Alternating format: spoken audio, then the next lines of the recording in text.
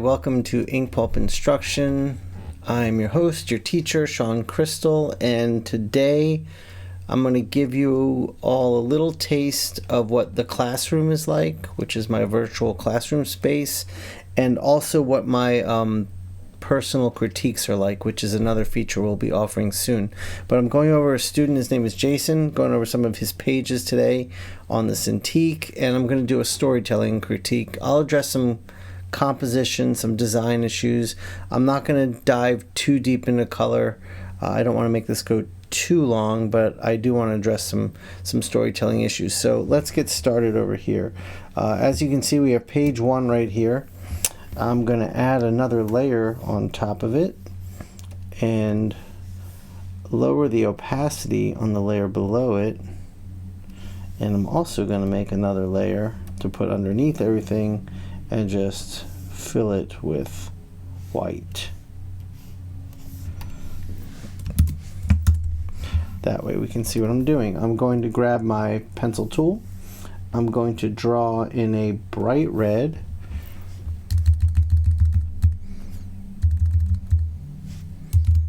Just getting a good size down. Let's see if I can go smaller. There, that's good. All right, so this isn't about me making pretty drawings. I'm just going to go over this. So I haven't looked at these pages yet, and I want all of my stumbles and confusing areas to be demonstrated as I try to read it, so that, Jason, you can see where some of the hiccups are. So I can see panel 1, we're looking down at a picture of a lady who's been shot in the head, or something with her head. There's blood there. I'm going to assume shot. We see a man looking, I'm assuming, at the picture. I don't know yet, and that's something we'll address. And someone is entering the door behind that man. He turns around. Now we see an apple and a razor blade. I don't know where this is in relation to everything. Now the guy is directly behind our main character, or the first character we saw. Now they've switched places and the character's leaving. So I'm pretty confused at this point. What we need to do is link panels together in a better way. So let's talk about that. Let's say we're looking at this picture of this woman who's been killed, I assume. All right, what can we do to link these two panels together better? He's looking down at that picture, which automatically, let me lower the opacity a little more so that my drawing can be a little clearer on top there. So, part of me thinks like, well, if we were looking up at him as he's pondering the picture, maybe the desk would come up to about here. We could have the picture kind of foreshortened in the foreground, which I think ties those panels together in a much better way. And we do want to introduce the suspenseful moment of someone walking in behind him. So what I'm going to do is, oops, I'm going to just grab this, move it over a little bit so I open up our room compositionally for this panel. So we don't want to lose the picture. All right, there, that's probably good enough. So we can now here you can really use your composition here well to create an interesting shot. Remember, we're working at an angle here. The door could open and said man can pop in that way.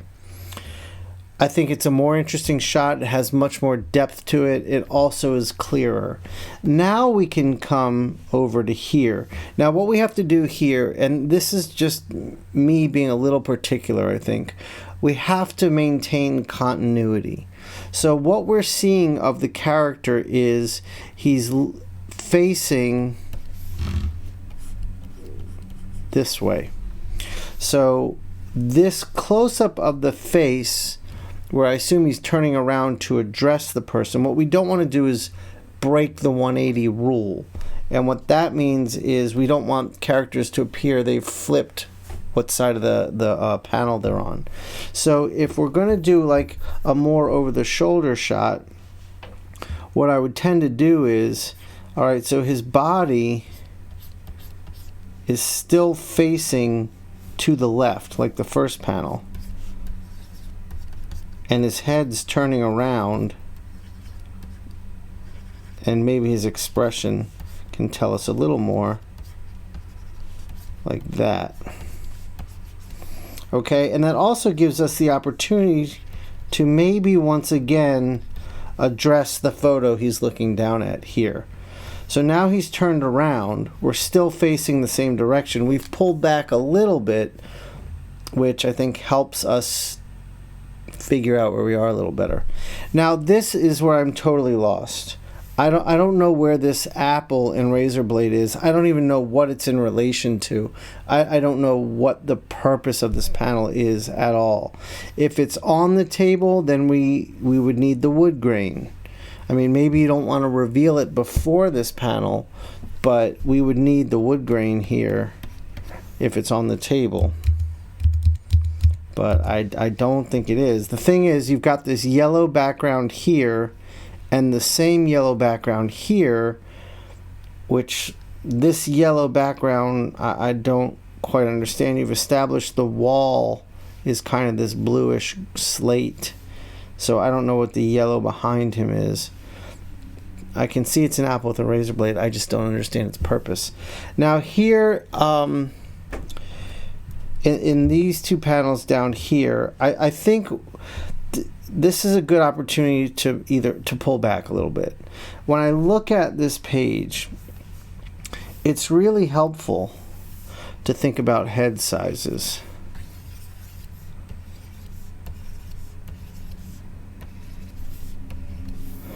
Okay, so if I turn off the layer, there's a lot of head sizes that are very similar. So we want to avoid that. What that tells me is when the head sizes are all similar is that the camera isn't moving around much.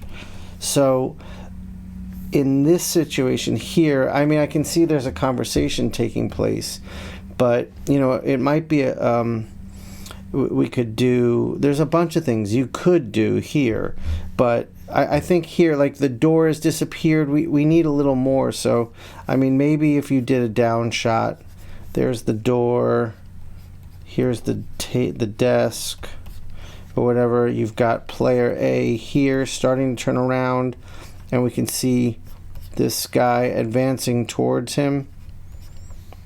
You know, maybe there's even a shadow being cast from the door, just making it a little more proportionate here. And then of course, you know, you could have the doorway.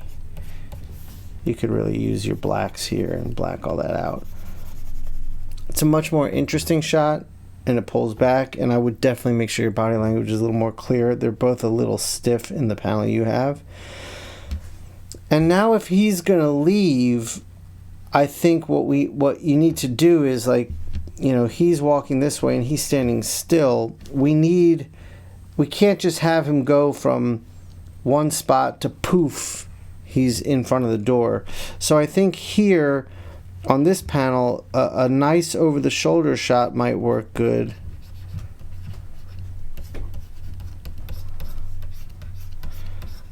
Where the character is here, and you could keep your door. I mean, I would use perspective a little more.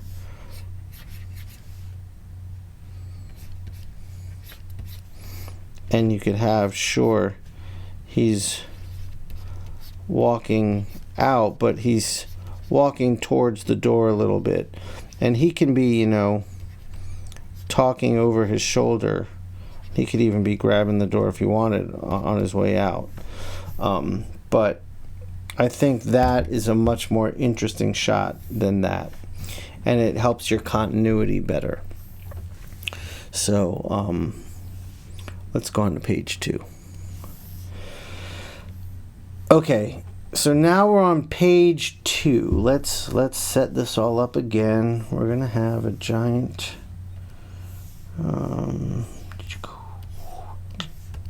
okay.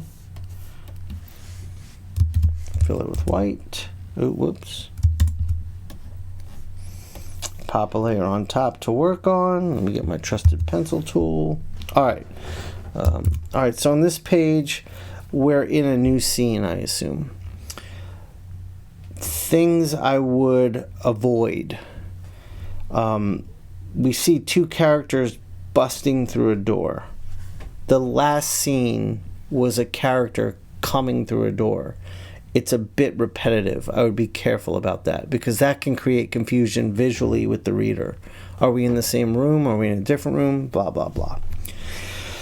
So here they're busting through in panel 1. In panel 2, they're just entering the space a little deeper. Panel 3, there's someone pointing a gun. We don't know where or at who. We see that person get shot. Panel 4, 5, we've got another FBI agent. Now I can see it says FBI coming in, and we see the 2 characters at the end.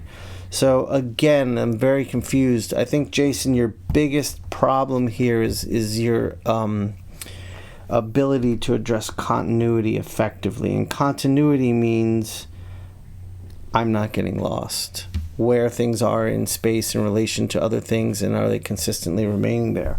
So the first panel, I'm not going to touch it. Okay, I think you've done an okay job there, but there's something here that you did miss in the first panel that would be a great setup. And I think if you were to just change your body language a little bit,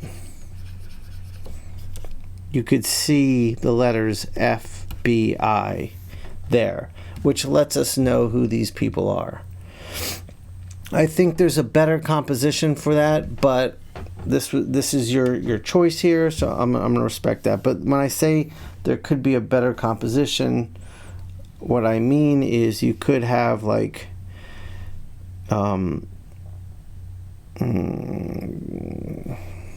you could have this character closer in the foreground with just FBI being seen, and some of that helmet in the door here, and maybe the other characters, like, it's not so coming right at us, but they're busting the door that way, and you could have all of your action lines kind of pointing, and that could be the door, the fragments of the door all pointing towards it, you know. And here you could have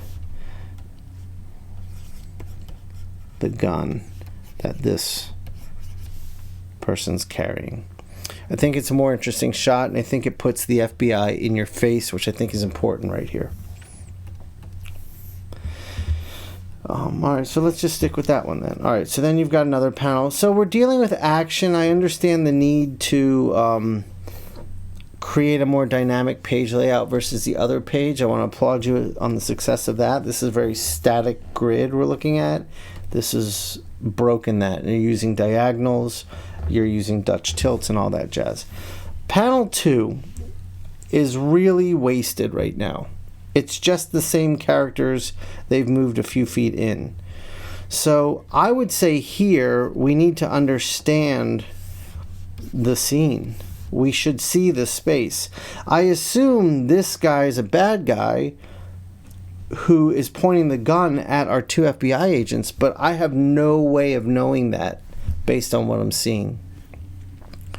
So I think this is a great opportunity to set that up. So you could have like a pillar here, and you could have your bad guy hiding behind it, holding the gun, and you know, here's the other side of the pillar. Maybe back here we see the ceiling is coming in, and a little bit of the doorway, and we see the agents advancing in space towards us, getting closer to him. So then in panel 3, you can have the wall here and our character popping out from behind it with the gun, pointing. Okay, so now we've established in panel 2 where everyone is, but we don't know what's shooting him here. And he appears to be made of wood or something, because when his head exposed, it doesn't look human. So if that's the case, we need to be clear about that. But here, if he's going to pop out and you're just going to go to that shot, let's say we have the wall there of that character getting shot, that's okay. But then what we need here is we need to remember what we did in panel 1. And here you can have, let's say we have character A who shot the gun. Let's say the gun's here. Have the gun smoking. Okay, that way we know who shot. And then you could have character B right here. Okay, and then if this is a good low shot, you can have the door coming in. You could have the sergeant coming in starting to scream, and maybe they're not reacting yet. And that last panel is another just waste. I mean, you want to think about visually, what does that panel say to me? You could very well say, oh, well, there's dialogue there, but then what are you doing visually? I say dialogue should work on top of the clarity, not to inform and give clarity. So here's an example where you could have the two characters like reacting to each other, and the sergeant's coming in, and we can see the door behind them. Maybe there's a little wall, we see the ceiling, and everything's pointing down here. So I think that would really help give some clarity there, which we desperately need, because that page was confusing. And again, I think what you have to understand, what you have to think more about is, does your audience understand where everything is and where everything exists in relation to everything else? I think that's really important. Last page. Let's set it up again. Boop.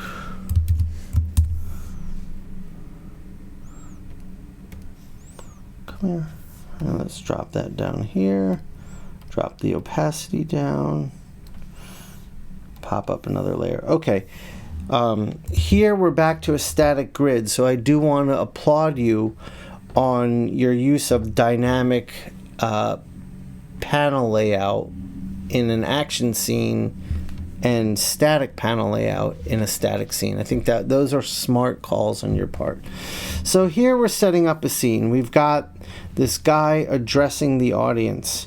Close-up of guy still addressing the audience. Pull back, someone's creeping up on stage. No idea where that person came from.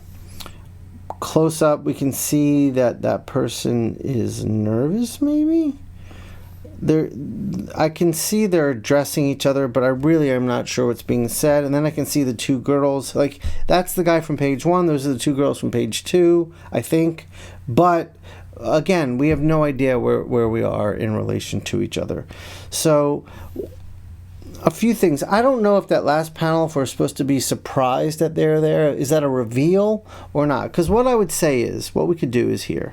I don't know if they're all together or what. Hold on a second. I need a new computer.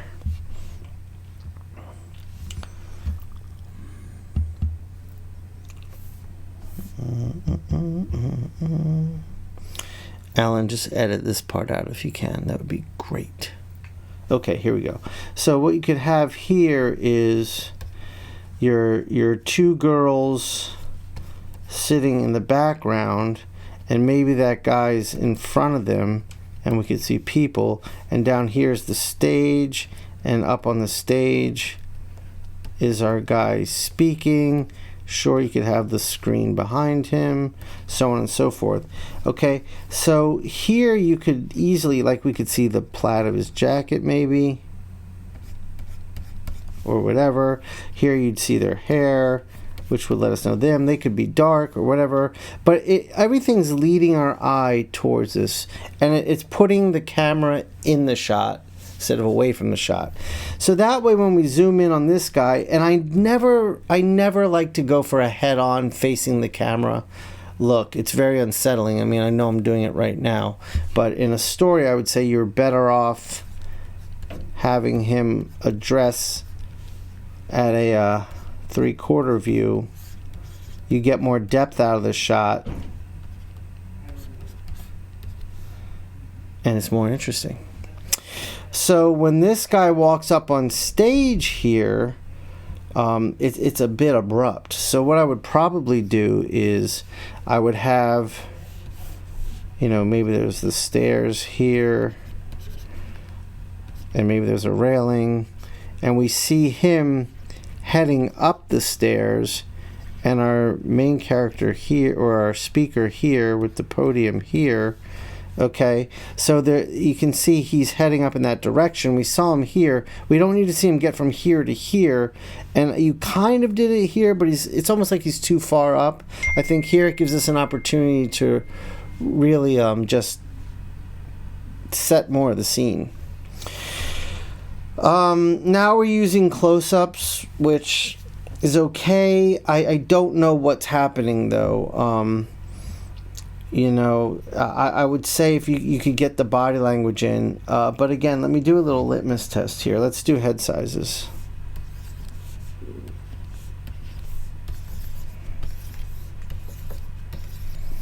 Okay, turn off the page.